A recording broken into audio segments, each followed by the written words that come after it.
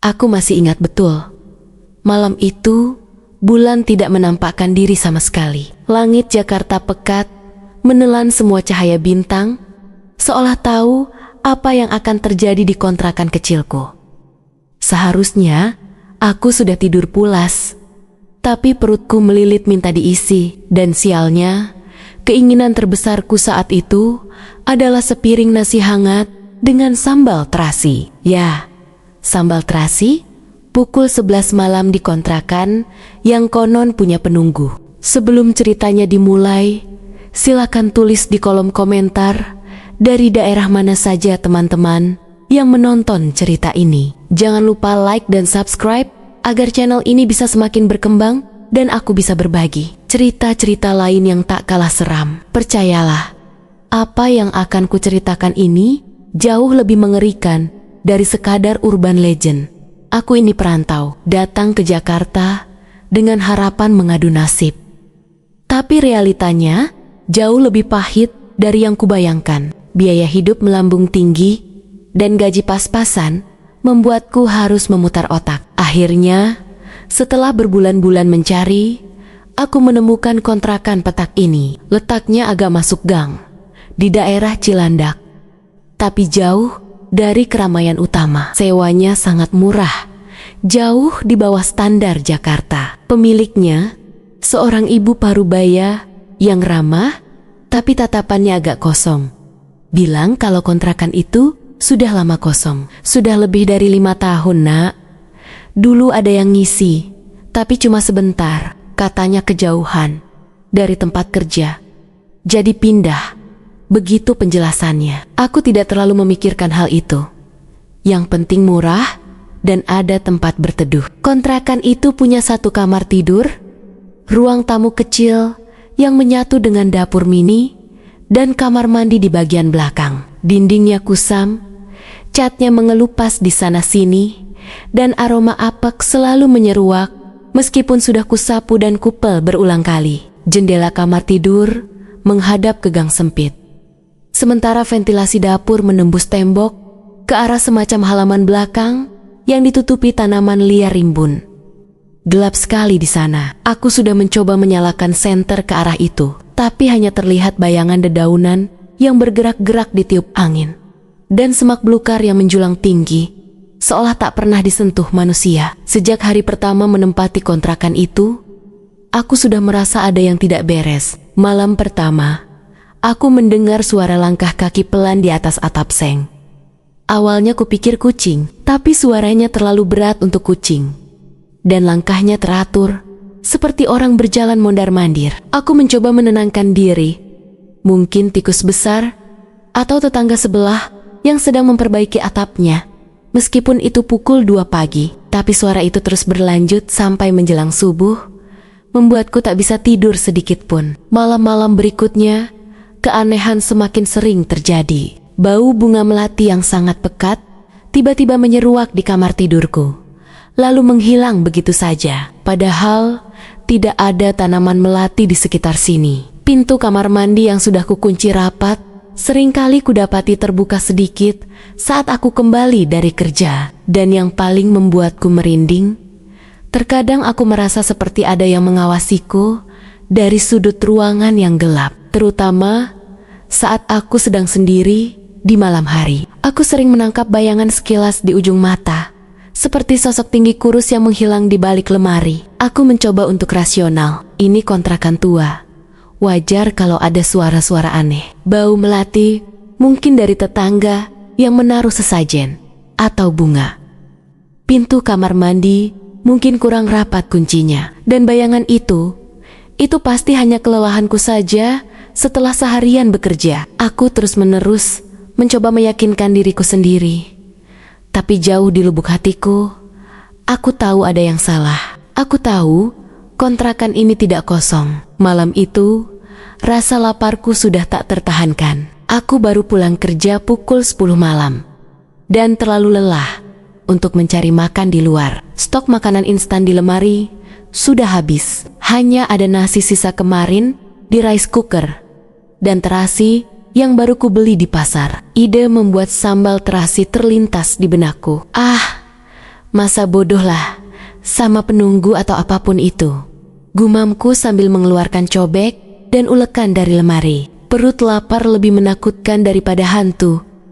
Aku mulai mempersiapkan bahan-bahan, cabai, rawit, bawang putih, sedikit tomat, gula merah, garam, dan tentu saja terasi. Aroma terasi yang baru kubakar di atas api kompor langsung memenuhi seluruh ruangan. Baunya menyengat, khas, dan membuat perutku semakin keroncongan. Aku mulai mengulek semua bahan di cobek. Suara ulekan beradu dengan cobek batu bergema di dapur yang sunyi. Saat aku sedang asyik mengulek, berkonsentrasi pada tekstur sambal yang mulai halus, aku merasakan hembusan angin dingin menyapu tengkukku. Padahal semua jendela dan pintu sudah kututup rapat. Bulu kuduku langsung meremang. Aku berhenti mengulek sejenak, menoleh ke belakang. Tapi tidak ada apa-apa. Hanya tembok kusam dan bayangan-bayangan benda di dapur. Cuma perasaanku. Bisikku mencoba menenangkan diri. Aku melanjutkan mengulek. Aroma terasi semakin kuat. Kali ini bukan hanya aroma terasi, tapi ada bau lain yang menyertainya. Bau aneh, seperti bau tanah basah, bercampur aroma bunga melati yang sangat tajam, namun dengan sentuhan bau anyir yang samar.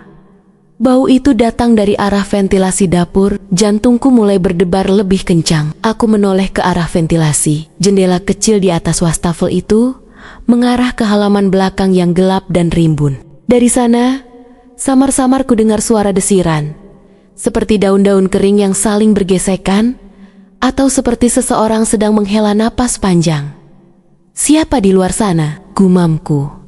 Tapi suaraku serak dan pelan. Aku menunggu jawaban. Tapi yang ku dengar hanya suara desiran itu yang kini terdengar lebih dekat, seolah-olah ada sesuatu yang bergerak tepat di balik ventilasi. Aku mematung. Ulekan masih tergenggam di tanganku. Mataku tidak lepas dari ventilasi. Rasa penasaranku bercampur dengan ketakutan yang mendalam. Aku mencoba mencari alasan logis. Mungkin itu tikus yang sedang melompat-lompat di dedaunan. Atau kucing liar. Ya, itu pasti kucing. Tiba-tiba, dari sela-sela jeruji ventilasi, sesuatu mulai menjuntai ke bawah. Hitam, panjang, dan terlihat sangat lusuh. Aku menyipitkan mata, mencoba memastikan apa yang kulihat. Ini bukan akar tanaman, juga bukan benang.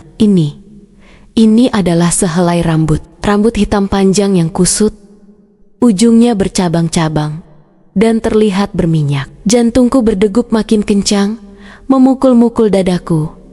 Aku merasakan darahku berdesir dingin. Rambut itu terus menjuntai perlahan. Semakin panjang, semakin dekat ke arahku, ke arah cobek sambal yang ada di hadapanku. Apa-apaan ini? Bisikku. Tak percaya dengan apa yang kulihat. Tanganku gemetar. Ulekan nyaris terlepas dari genggamanku. Rambut itu kini sudah menjuntai hampir 1 meter ke dalam dapurku.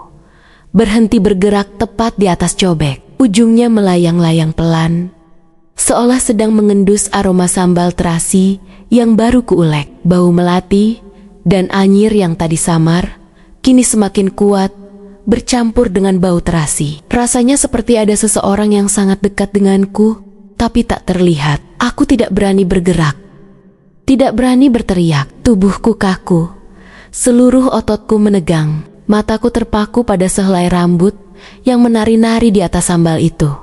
Ini bukan kucing, ini bukan tikus. Ini sesuatu yang lain.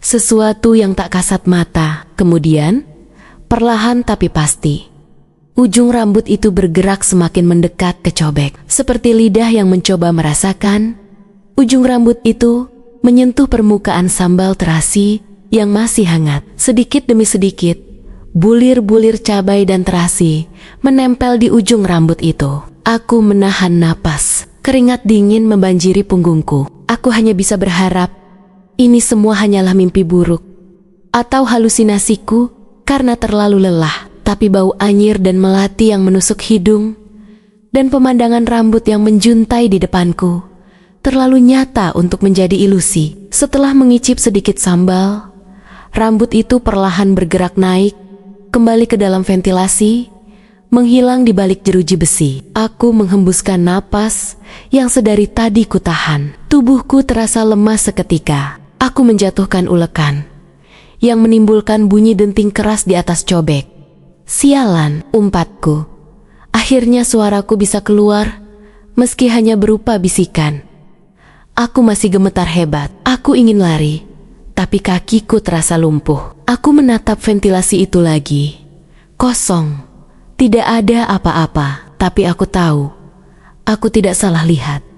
Rambut itu nyata, dan bau melati serta anyir itu masih tertinggal pekat di udara dapurku. Aku mencoba menenangkan diri. Mungkin ada seseorang di luar yang iseng menjulurkan rambut palsu.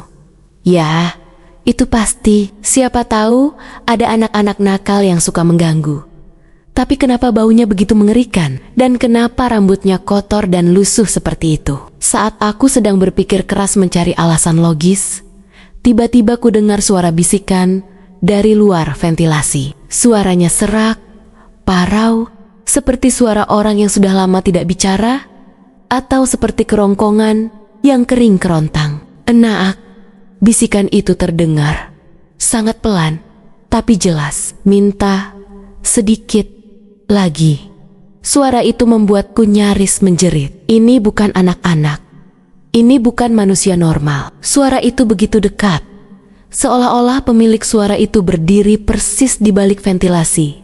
Menempelkan wajahnya di jeruji, aku langsung berdiri, mundur selangkah demi selangkah, menjauhi cobek dan ventilasi. Tubuhku bergetar hebat. Rasa takut yang murni, primitif, mencengkeramku. Aku tidak tahu harus berbuat apa. Siapa kau? Teriakku, suaraku pecah dan bergetar. Pergi, jangan ganggu aku. Hening sesaat, hanya detak jantungku yang berpacu kencang dan suara napas beratku yang terdengar. Aku menatap ventilasi itu dengan pandangan ngeri. Aku berharap semua ini segera berakhir. Berharap makhluk apapun yang ada di sana segera menghilang. Tapi dugaanku salah besar. Secara perlahan, rambut itu kembali menjuntai dari ventilasi. Kali ini, bukan hanya sehelai. Ada beberapa helai rambut panjang yang kusut, hitam pekat, berminyak, muncul satu persatu, menggantung di udara. Jumlahnya semakin banyak, semakin tebal, membentuk gumpalan rambut yang menjuntai ke bawah. Bau melati dan anyir itu semakin kuat, membuatku mual. Gumpalan rambut itu bergerak, tidak lagi pelan dan ragu-ragu. Kali ini, gerakannya lebih agresif, lebih cepat. Rambut-rambut itu seperti tentakel, bergerak-gerak di udara, mengarah ke cobek sambal terasi yang masih ada di atas meja. Aku memekik tertahan. Tanpa pikir panjang, aku meraih gagang sapu yang ada di pojok dapur. Pergi, jangan mendekat, seruku, mengacungkan sapu ke arah rambut-rambut itu. Tapi ancamanku tidak digubris. Gumpalan rambut itu malah tertawa. Ya, tawa serak yang sangat mengerikan, seolah-olah berasal dari kerongkongan yang sudah membusuk. Hahaha, pedas, manis, kurang, banyak. Suara itu membuatku merinding sampai ke tulang sumsum. Itu bukan tawa manusia. Itu tawa dari sesuatu yang gelap, dingin, dan sangat jahat. Rambut-rambut itu menjulur semakin panjang. Sebagian bahkan sampai menyentuh meja dapur, menyapu sisa-sisa cabai yang tercecer. Beberapa helai rambut mulai merayap ke arah cobek, menelusuri permukaannya, seolah-olah mencari sesuatu. Aku mengayunkan sapu. Pergi. Aku bilang pergi. Aku memukul udara, mencoba mengusir rambut-rambut itu. Tapi sapuku hanya menembus angin, tidak mengenai apa-apa. Rambut itu terlalu gesit, menghindar dengan cepat, seolah-olah ia bisa melihat gerakanku. Tiba-tiba, salah satu helai rambut yang paling panjang menjulur dengan cepat ke arahku. Aku terkejut, tidak sempat menghindar. Ujung rambut itu menyentuh pipiku. Rasanya dingin, lengket, dan ada sensasi geli yang menjijikkan. Aku refleks mengusap pipiku, tapi rasa dingin itu masih menempel. "Jangan sentuh aku!" Aku berteriak histeris. Aku menjatuhkan sapu, lalu berbalik dan berlari sekuat tenaga keluar dari dapur. Aku tidak peduli dengan sambal terasi atau nasi yang masih hangat. Aku hanya ingin lari. Aku menerobos ruang tamu, menuju pintu depan kontrakan. Tanganku gemetar saat meraih kunci dan mencoba memutar grendel. Tapi entah kenapa, grendelnya terasa macet. Aku panik. Keringat dingin terus mengucur di dahiku. Dari arah dapur, aku mendengar suara langkah kaki yang berat. Seret, seolah-olah ada yang sedang menyeret kakinya di lantai. Suara itu semakin mendekat. Aku bisa membayangkan sosok mengerikan itu kini sudah keluar dari ventilasi, memasuki dapurku, dan sedang berjalan ke arahku. Tidak, jangan. Aku terus mencoba memutar grendel sekuat tenaga. Akhirnya, dengan sebuah klik yang terdengar nyaring di telingaku, grendel itu terbuka. Aku langsung membuka pintu tanpa menoleh ke belakang dan berlari keluar. Aku tidak peduli kemana aku akan pergi. Yang penting, jauh dari kontrakan terkutuk itu. Aku berlari menyusuri gang sempit yang gelap di bawah cahaya remang-remang lampu jalan. Jantungku berdebar tak karuan. Paru-paruku terasa sesak. Tapi aku terus berlari. Aku berhenti di ujung gang, terengah-engah, bersandar pada sebuah tiang listrik. Aku menoleh ke belakang, ke arah kontrakan. Kontrakan itu terlihat gelap dan sunyi, seperti tidak ada apa-apa yang terjadi di sana. Tapi aku tahu apa yang ada di dalamnya. Aku tidak berani kembali malam itu. Aku menghabiskan sisa malam di sebuah warung kopi yang masih buka, berpura-pura sedang menunggu teman. Pikiranku kacau balau. Aku terus membayangkan rambut-rambut itu, tawa serak, dan bisikan mengerikan. Itu semua terlalu nyata. Keesokan paginya, dengan keberanian yang tersisa, aku kembali ke kontrakan. Aku harus mengambil barang-barangku. Saat aku membuka pintu, aroma melati dan anyir langsung menyergap hidungku, bahkan lebih kuat dari semalam. Aku melangkah masuk dengan hati-hati. Waspada, dapurku berantakan. Cobek sambal terasi tergeletak di lantai. Isinya tumpah ruah. Ulekan terlempar di pojok. Dan yang membuatku merinding, di dinding di atas ventilasi ada bekas noda hitam pekat, seperti rambut kotor yang digosokkan ke sana. Jelas sekali, itu bukan sekadar kotoran biasa. Aku langsung mengemasi barang-barangku secepat kilat. Aku tidak peduli lagi dengan uang sewa yang sudah kubayar. Aku tidak peduli dengan barang-barang yang mungkin tertinggal. Aku hanya ingin pergi dari tempat ini sejauh mungkin. Aku bahkan tidak berani menoleh ke arah ventilasi dapur. Saat aku sedang memasukkan pakaian ke dalam tas, tiba-tiba ku dengar suara bisikan lagi. Kali ini dari dalam kamarku sendiri. "Jangan pergi." Suara serak itu terdengar dekat, sangat dekat, seolah-olah ada di belakangku. Aku berbalik dengan cepat. Tidak ada siapa-siapa. Tapi di atas tempat tidurku, di atas bantal, ada sehelai rambut hitam panjang yang kusut. Rambut yang sama persis dengan yang kujumpai di dapur semalam.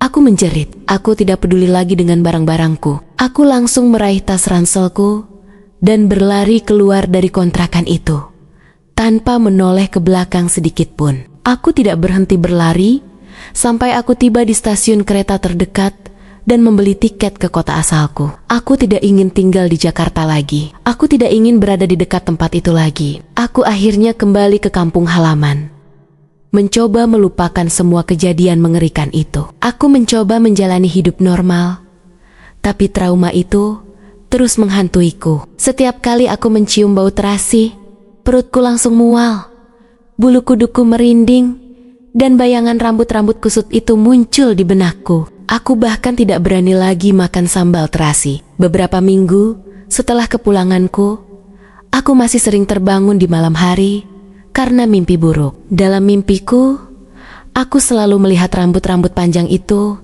menjulur dari setiap sudut ruangan, mengelilingiku, dan suara tawa serak itu terus menggema di telingaku. Suatu malam, aku terbangun dari mimpi buruk. Tubuhku basah oleh keringat dingin. Aku mencoba menenangkan diri. Tapi ada yang aneh. Ada bau aneh yang menyeruak di kamarku. Bau melati. Melati yang sangat pekat bercampur dengan bau anyir yang samar.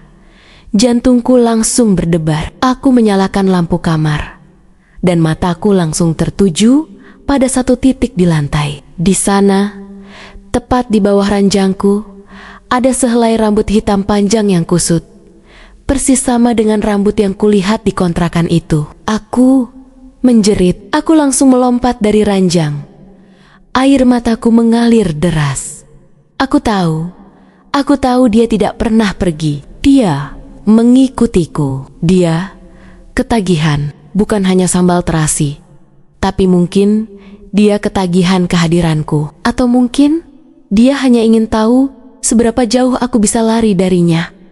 Teror itu tidak pernah berakhir. Aku pindah rumah, berganti pekerjaan, mencoba memulai hidup baru berkali-kali. Tapi setiap kali aku merasa aman, setiap kali aku merasa bisa melupakan, rambut itu akan muncul lagi. Kadang di bantal, kadang di laci pakaian, kadang di ambang pintu kamarku. Kadang aku hanya mencium bau melati dan anyir itu, dan aku tahu dia ada di dekatku, mengawasiku. Aku tidak tahu apa yang dia inginkan.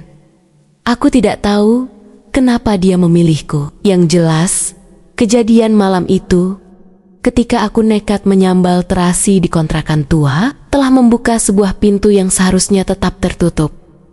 Pintu antara duniaku dan dunianya. Dan kini, dia tidak mau lagi masuk ke dalam. Dia ingin tinggal di duniaku, bersamaku, selamanya. Setiap malam, saat aku sendirian di rumah, aku sering menatap ke arah ventilasi kamarku atau ke bawah pintu. Aku selalu merasa ada yang mengawasiku. Aku selalu merasa dia ada di sana, di balik kegelapan, menunggu kapan aku akan kembali mengeluarkan cobek dan terasi.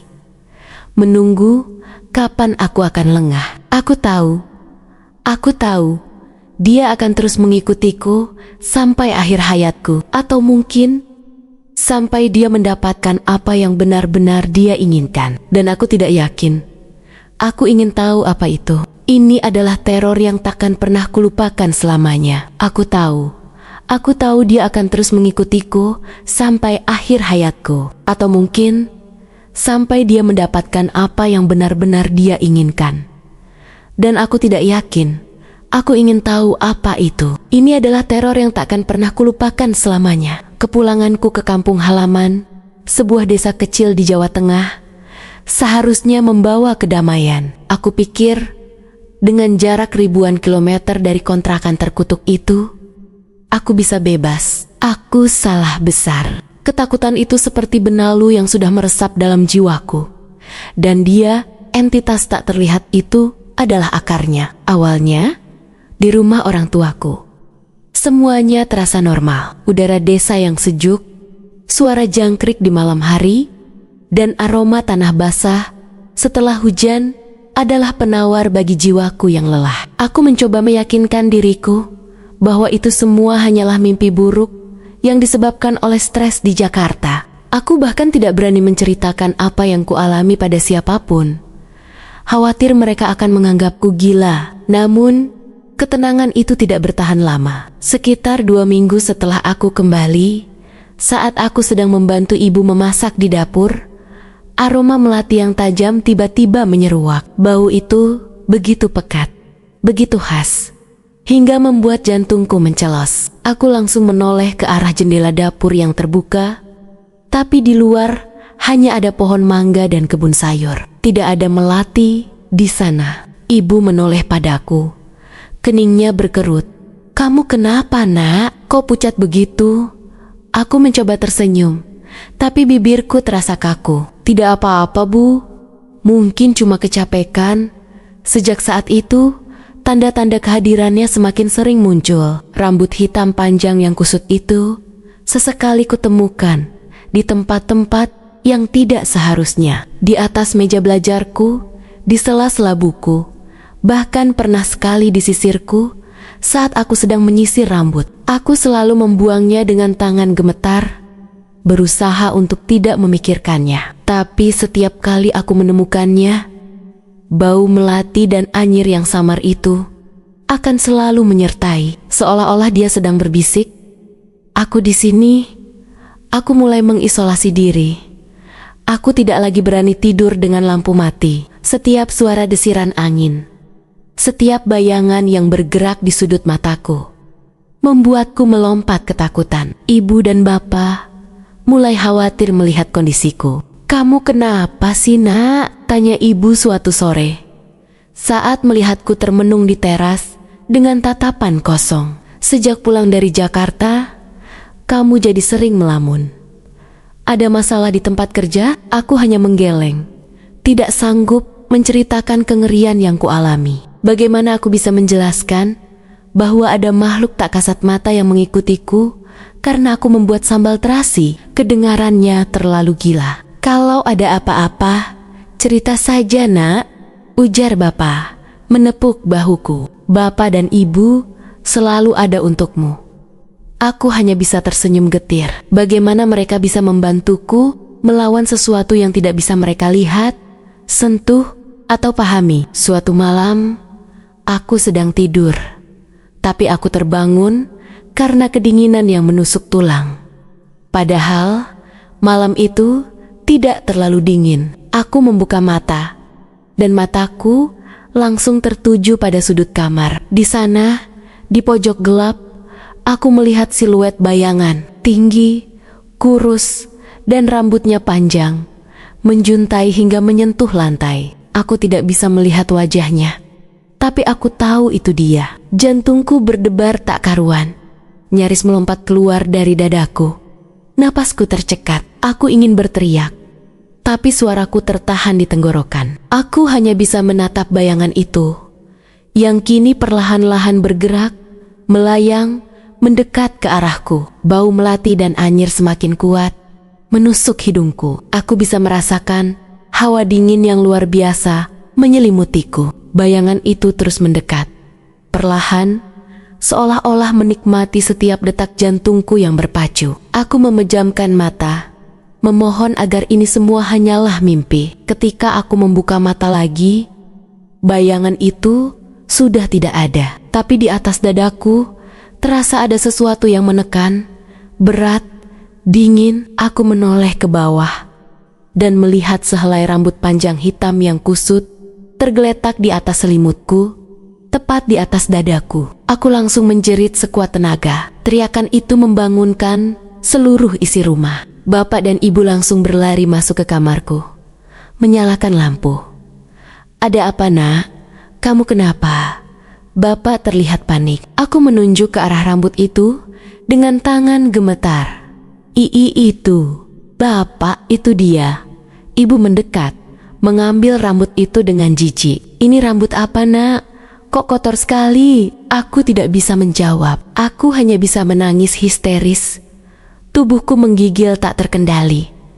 Bapak langsung memelukku, mencoba menenangkanku. Sudah, Nak. Tidak apa-apa. Mungkin cuma rambut rontok dari sapu. Tapi aku tahu, itu bukan rambut rontok. Aku tahu itu adalah rambutnya." Dia sudah semakin berani. Dia sudah menyentuhku secara langsung. Setelah kejadian itu, bapak dan ibu akhirnya memutuskan untuk membawaku ke seorang kiai di desa sebelah. Kiai Harun, begitu namanya, terkenal karena kemampuannya membantu orang-orang yang diganggu makhluk halus. Saat kami tiba di rumah Kiai Harun, beliau menyambut kami dengan ramah. Wajahnya teduh, tatapannya menenangkan. Tapi entah kenapa, saat matanya bertemu dengan mataku, aku merasa seperti ada sesuatu yang menelisik jauh ke dalam diriku. "Ada masalah apa, Nak?" tanya Kiai Harun.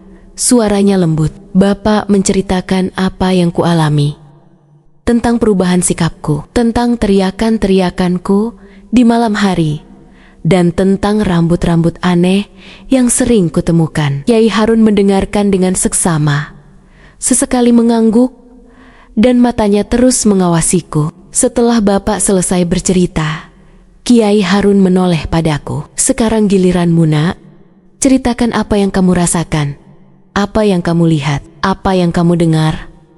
Aku ragu-ragu sejenak, tapi akhirnya ku beranikan diri. Aku menceritakan semuanya. Dari awal aku menempati kontrakan di Jakarta, tentang aroma melati dan anyir, suara langkah kaki, bayangan, sampai malam mengerikan saat aku menyambal terasi dan rambut itu menjuntai dari ventilasi. Aku juga menceritakan bagaimana dia mengikutiku sampai ke desa ini, dan bagaimana rambutnya semakin sering muncul, bahkan menyentuhku. Saat aku bercerita tentang rambut yang menjuntai dari ventilasi dan mengicip sambal terasi, raut wajah Kiai Harun berubah serius. Matanya menyipit, bibirnya sedikit mengatup. Dan kamu bilang, dia sempat berbisik, "Enaa, minta sedikit lagi?" tanya Kiai Harun. Suaranya kini lebih berat. Aku mengangguk cepat. "Iya, Kiai." Dia bilang begitu, dan dia tertawa, tawa yang sangat menyeramkan. Kiai Harun menghela napas panjang. Beliau memejamkan mata sejenak, lalu membuka lagi. "Ini bukan perkara mudah, Nak. Kamu berurusan dengan sosok yang unik." "Unik bagaimana, Kiai?" Bapak bertanya, tak sabar. "Dia adalah makhluk penunggu, penjaga tempat tua itu." Jelas Kiai Harun menatapku. Sudah lama dia tidak mendapatkan persembahan atau perhatian. Kontrakan itu kosong bertahun-tahun.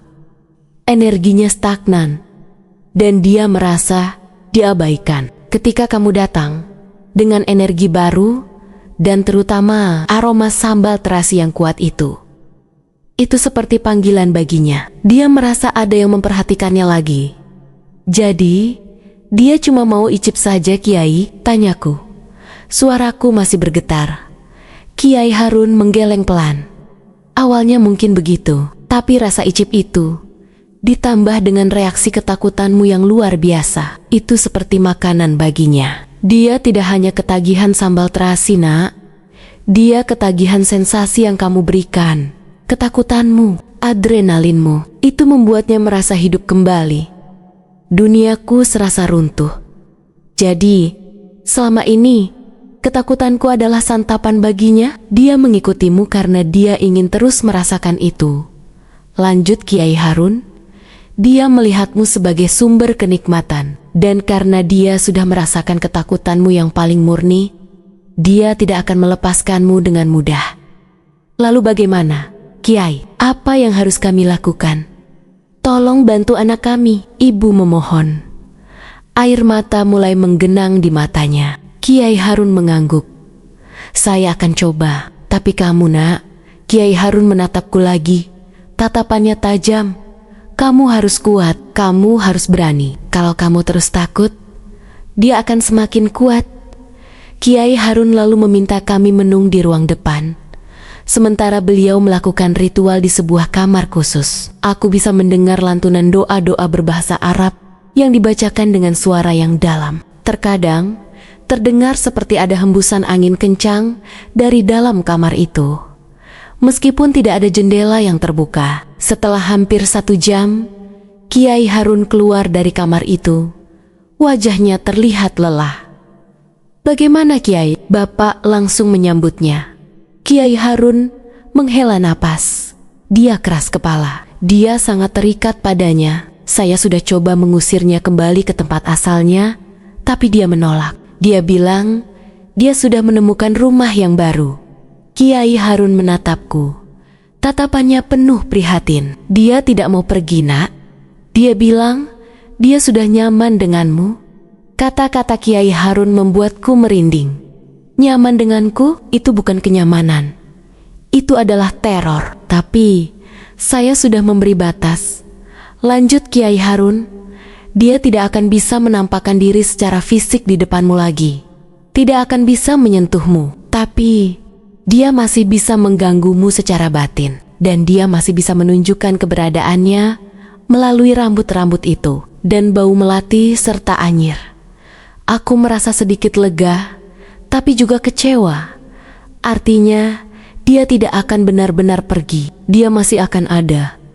Apa tidak ada cara lain, Kiai? Tanyaku putus asa. Kiai Harun menggeleng pelan. Hanya satu cara, kamu harus mengabaikannya. Jangan takut, jangan panik, jangan tunjukkan reaksi apapun saat dia muncul. Semakin kamu takut, semakin kamu memberinya makan, semakin kamu mengabaikannya, semakin dia merasa tidak berharga. Dan mungkin dia akan pergi sendiri pada akhirnya. Mengabaikannya? Bagaimana bisa, Kiai? Ibu berseru. Tak percaya, anak saya ketakutan setengah mati. Bagaimana bisa mengabaikannya? Memang sulit, jawab Kiai Harun. Tapi itu satu-satunya jalan. Dia sudah terlalu kuat dan terikat oleh emosi ketakutanmu. Jangan beri dia apa yang dia inginkan. Kami pulang dengan perasaan campur aduk. Ada sedikit harapan karena Kiai Harun sudah membatasinya, tapi juga ada keputusasaan karena dia masih akan ada. Aku harus menjalani sisa hidupku dengan mencoba mengabaikan makhluk tak kasat mata yang terus mengawasiku. Malam harinya, setelah kembali ke rumah, aku mencoba mempraktikkan nasihat Kiai Harun. Aku tidur dengan lampu menyala, dan saat bau melati menyeruak, aku mencoba menarik napas dalam-dalam, mengabaikannya. Aku memejamkan mata, berpura-pura tidur. Tapi kali ini, dia tidak hanya diam. Ku dengar suara bisikan, kali ini lebih jelas dan lebih dekat dari sebelumnya. Seolah-olah dia sedang berbisik di telingaku. Kau mencoba mengabaikan aku. Suara serak itu terdengar marah, dengan nada yang begitu dingin hingga membuat bulu kuduku meremang. Jangan bodoh, aku menggigit bibirku, mencoba untuk tidak bergeming. Aku tidak boleh takut, aku tidak boleh memberinya kepuasan. Kau tidak bisa lari. Bisikannya berlanjut, kini terdengar seperti mendesis. Aku suka denganmu, dengan ketakutanmu. Ini enak. Aku merasakan hembusan napas dingin menyapu telingaku. Rasanya seperti ada seseorang yang sangat dekat. Tapi tidak ada apa-apa saat aku membuka mata sedikit. Aku melihat sehelai rambut hitam panjang menjuntai dari langit-langit kamarku, tepat di atas wajahku. Meskipun Kiai Harun bilang dia tidak bisa menyentuhku secara fisik, rasa takut itu tetap tak terbendung. Aku ingin berteriak, ingin melompat dari ranjang, tapi aku menahan diri sekuat tenaga. Aku memejamkan mata lagi, berpura-pura tidur nyenyak. Tiba-tiba, rambut itu bergerak. Ujungnya menyentuh hidungku. Rasanya dingin dan geli, seperti ada serangga yang merayap. Aku menahan diri untuk tidak mengusapnya. Kemudian, ujung rambut itu bergerak lagi, menyentuh bibirku. Rasanya sedikit lengket, dan aku bisa mencium bau anyir yang bercampur dengan melati dari rambut itu. Aku merasakan ada sesuatu yang mencoba masuk ke dalam mulutku. Aku langsung memejamkan bibirku rapat-rapat. Jantungku berdebar sangat kencang, nyaris meledak. Aku bisa merasakan ujung rambut itu menekan bibirku, mencoba membukanya. Kau tidak bisa menolak aku. Bisikan itu kini terdengar seperti geraman. Aku ingin mencicipi lagi. Air mataku menetes dari sudut mataku, membasahi bantal. Aku benar-benar takut. Aku tidak tahu apa yang akan terjadi jika rambut itu berhasil masuk ke dalam mulutku. Apakah dia akan merasukiku? Apakah dia akan mengambil alih diriku? Aku terus melawan, mengatupkan bibirku sekuat tenaga. Aku berdoa dalam hati, memohon pertolongan dari siapapun yang bisa mendengarku. Aku tidak tahu berapa lama aku bertahan dalam posisi itu, merasakan rambut itu terus mencoba membobol pertahananku. Akhirnya, perlahan-lahan, tekanan pada bibirku menghilang. Aku membuka mata. Rambut itu sudah tidak ada. Bau melati dan anyir pun mulai memudar. Aku terengah-engah, Tubuhku gemetar hebat. Aku langsung terduduk di ranjang. Air mata masih mengalir deras. Aku tahu, Kiai Harun benar.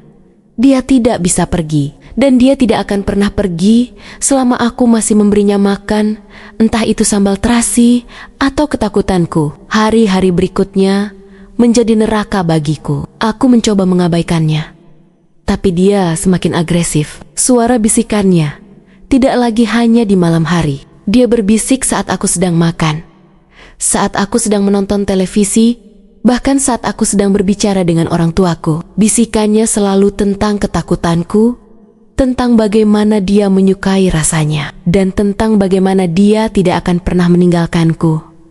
Kau milikku. Ketakutanmu, lezat, aku suka caramu. Gemetar, aku mulai terlihat gila di mata orang tuaku. Aku sering melamun, berteriak tanpa sebab saat bisikan itu terlalu kuat, atau menangis histeris di pojok kamar. Aku tidak bisa tidur. Berat badanku turun drastis. Aku tidak bisa lagi membedakan antara kenyataan dan halusinasi. Suatu pagi, saat aku sedang sarapan, aku mendengar bisikan itu lagi. Coba buatkan lagi sambal terasi. Aku terdiam. Sendok di tanganku jatuh ke piring. Aku menatap ke arah dapur, ke arah ulekan dan cobek yang tergeletak di sana. "Ada apa, Nak?" tanya ibu. Aku hanya menggeleng. Air mataku mulai menggenang. Aku tahu dia masih menginginkannya. Dia masih ketagihan. Bukan hanya ketakutan, tapi juga rasa sambal terasi itu. Aku mencoba melawan dorongan itu. Aku tidak mau membuat sambal terasi lagi. Aku tidak mau memberinya apa yang dia inginkan. Tapi bisikan itu terus menghantuiku. Semakin kuat, semakin mendesak. "Kau tahu, kau mau. Ayo buat untukku, aku lapar." Suatu malam, aku tidak tahan lagi. Rasa lapar itu bukan rasa lapar perutku, tapi rasa lapar yang kurasakan dari makhluk itu begitu kuat hingga aku merasa seperti dirasuki. Aku bangkit dari tempat tidur, berjalan gontai ke dapur. Tanganku secara otomatis meraih cobek dan ulekan. Orang tuaku sudah tidur pulas. Aku menyalakan lampu dapur dan mulai mengambil bahan-bahan: cabai, bawang, tomat, dan terasi. Saat aku mulai membakar terasi di atas kompor, aroma khasnya langsung memenuhi ruangan. Aroma yang dulu kusukai kini menjadi pemicu teror terbesarku. Aku mulai mengulek. Suara ulekan beradu dengan cobek terdengar nyaring di keheningan malam. Tanganku gemetar, tapi aku terus mengulek, seolah-olah ada kekuatan lain yang mengendalikan tubuhku. Saat aku sedang asyik mengulek, aroma melati dan anyir yang pekat langsung menyeruak, jauh lebih kuat dari sebelumnya. Aku tahu dia ada di sini. Dia menunggu. Aku mendongak, menatap ke arah ventilasi. Tidak ada rambut yang menjuntai. Kiai Harun berhasil membatasi penampakannya. Tapi aku tahu dia di sana. Di balik tembok, aku bisa merasakan kehadirannya. Seperti hawa dingin yang menusuk. "Sudah selesai?" bisikan itu terdengar. Kali ini terdengar lebih bahagia, lebih puas. Aku tidak menjawab. Aku hanya terus mengulek. Air mataku menetes, membasahi sambal. Tiba-tiba, sebuah suara terdengar dari sudut dapur. Suara seperti orang sedang menjilat sesuatu dengan rakus. Slurp. Slurp, aku menoleh ke arah suara itu berasal. Di sana, di pojok gelap, aku tidak melihat apa-apa. Tapi suara jilatan itu terus terdengar. Semakin cepat, semakin rakus. Enak sekali. Bisikan itu terdengar lagi, kini disusul dengan tawa serak yang mengerikan.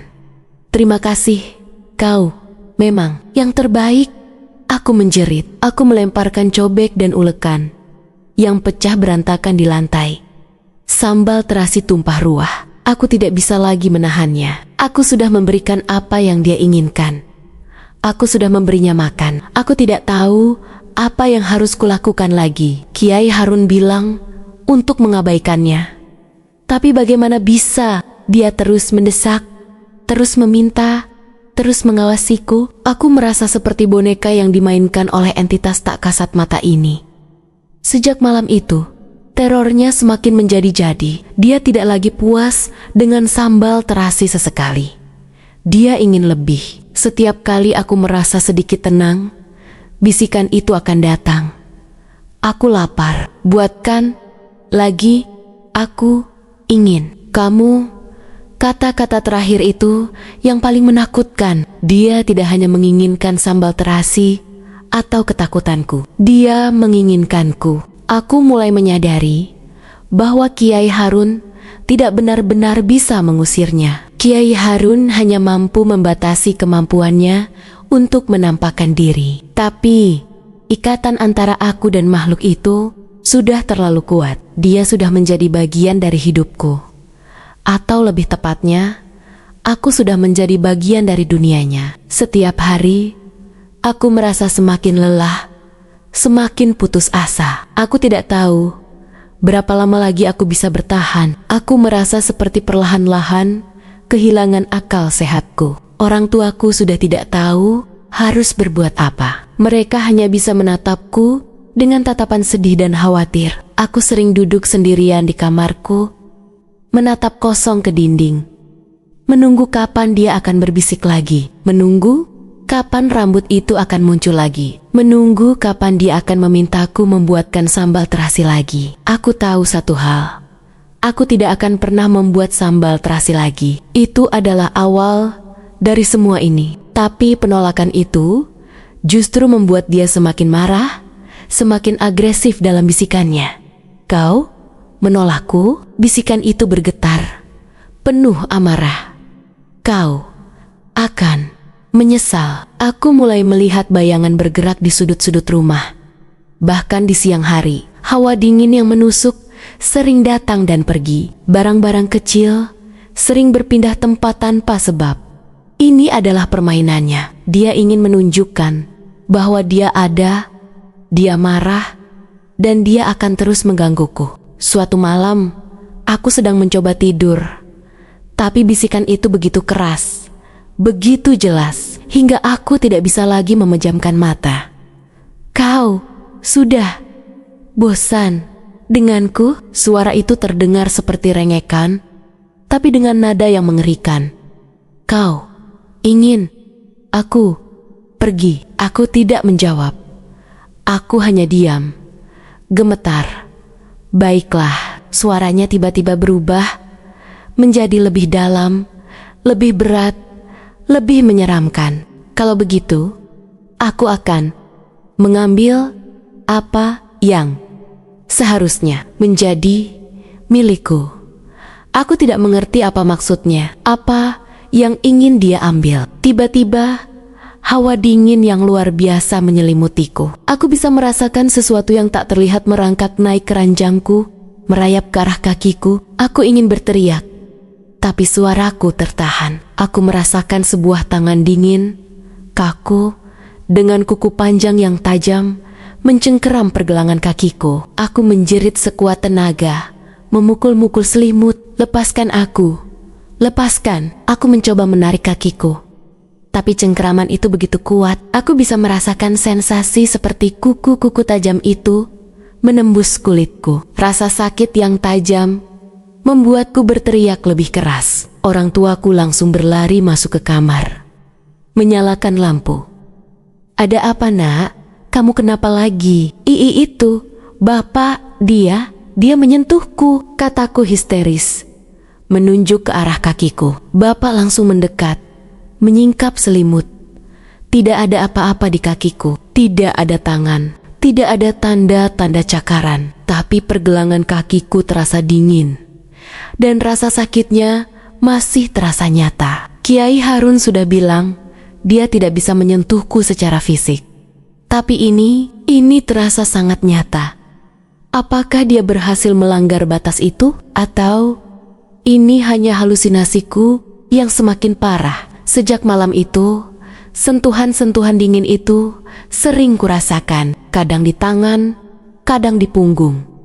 bahkan seringkali di leherku. Setiap kali itu terjadi, aku akan menjerit histeris, membuat orang tuaku semakin khawatir. Mereka mulai mencari pertolongan dari dukun-dukun lain, tapi tidak ada yang bisa membantuku. Setiap dukun yang datang hanya bisa menggelengkan kepala, mengatakan bahwa entitas itu sudah terlalu kuat dan terlalu terikat padaku.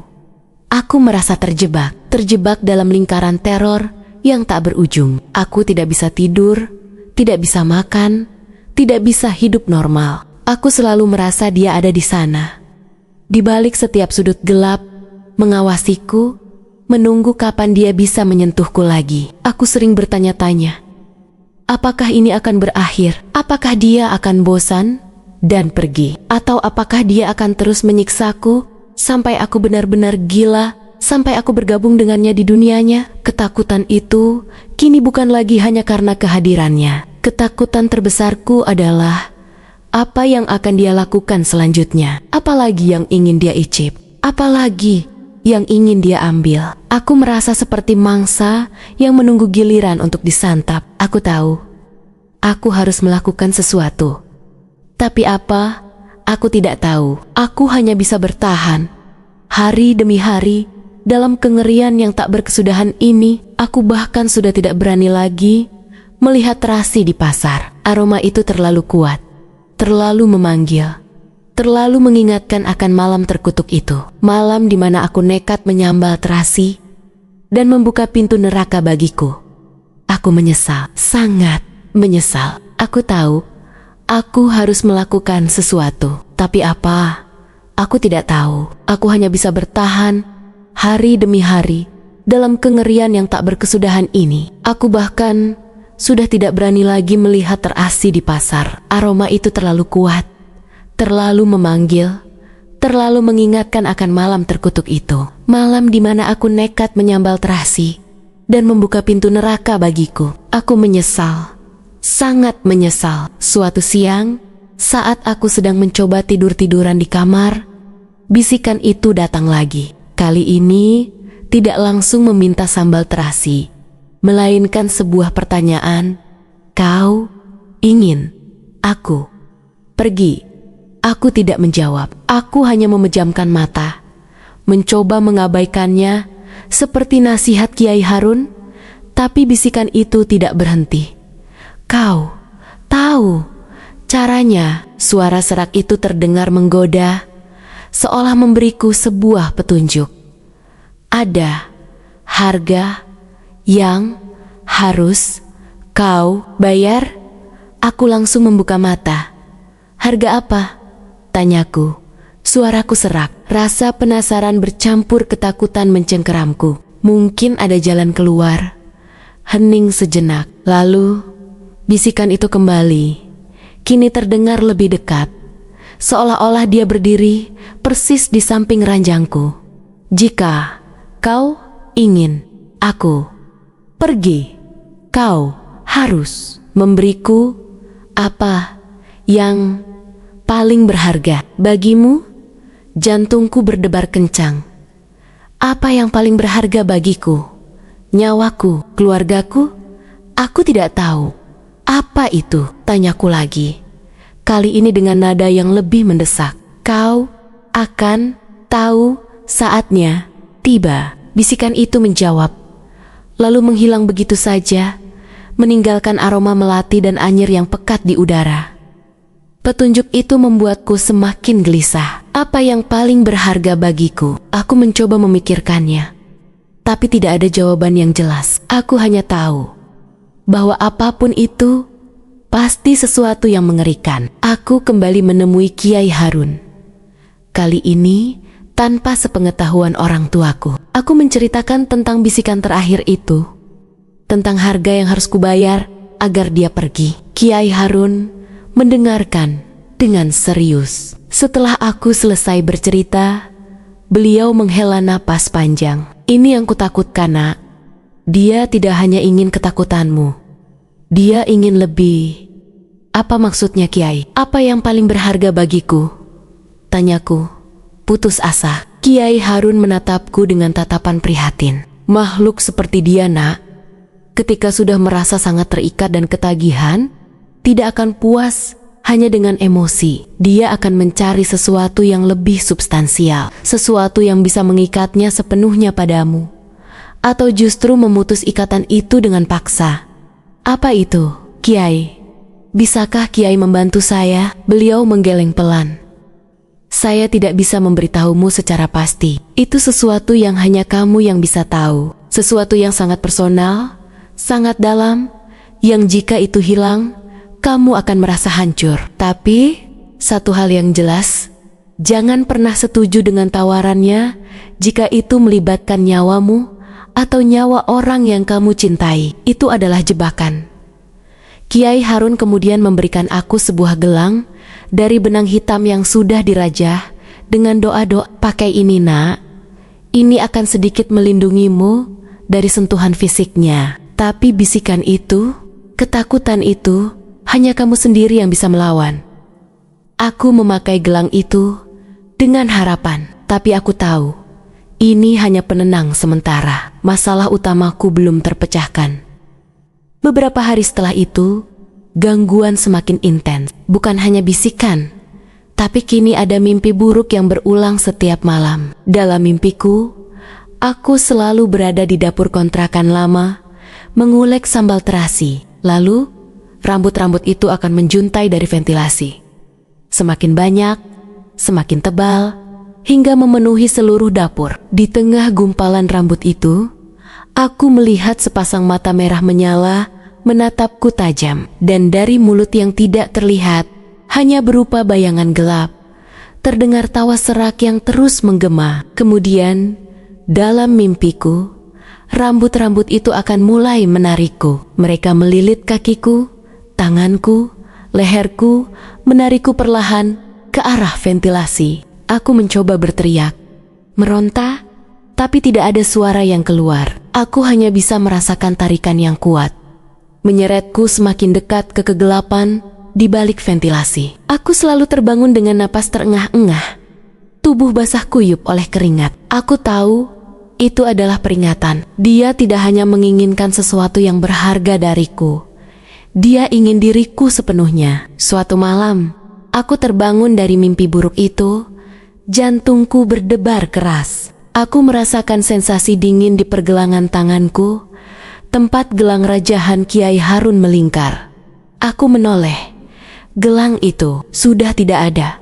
Panik langsung menyergapku. Aku mencari-cari di ranjang, di lantai, di bawah bantal.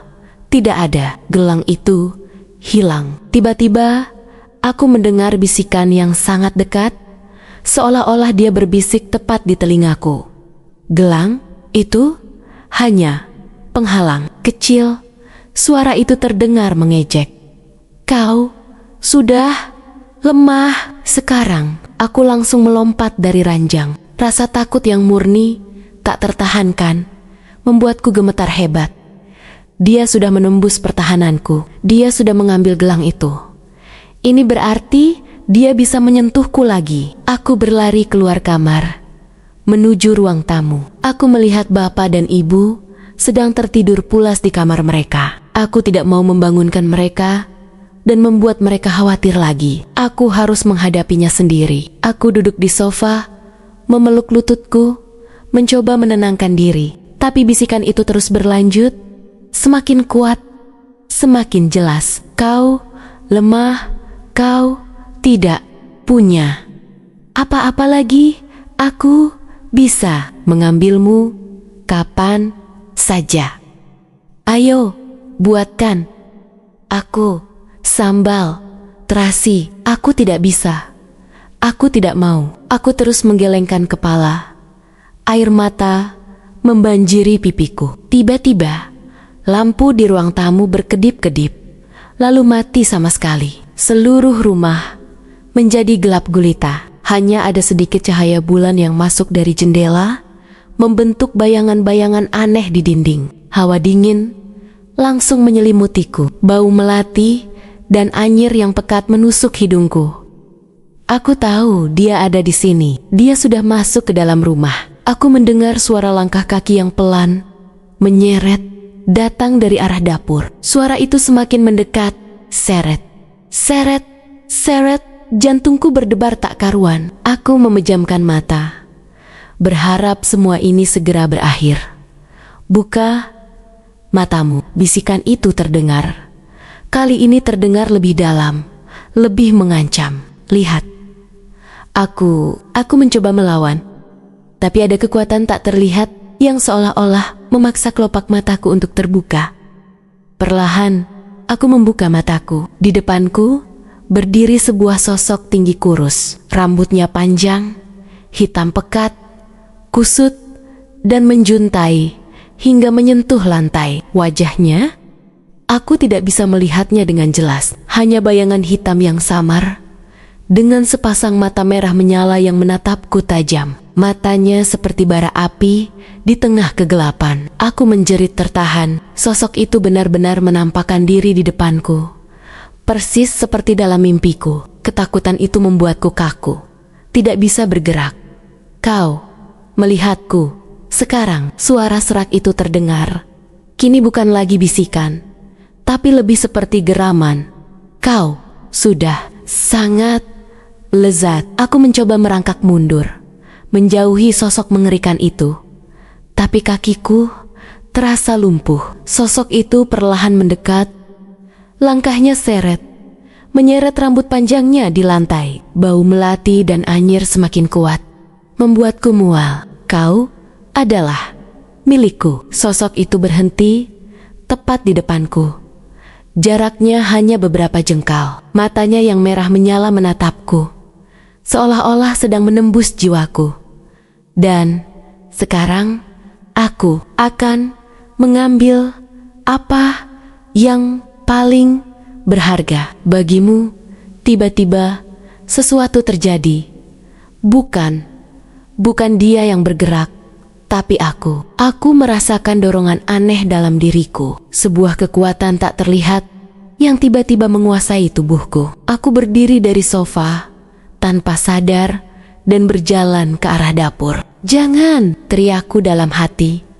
Tapi tubuhku tidak mau menurut. Aku merasa seperti boneka yang digerakkan oleh benang tak kasat mata. Sosok itu mengikuti di belakangku. Tawa seraknya menggema di seluruh ruangan.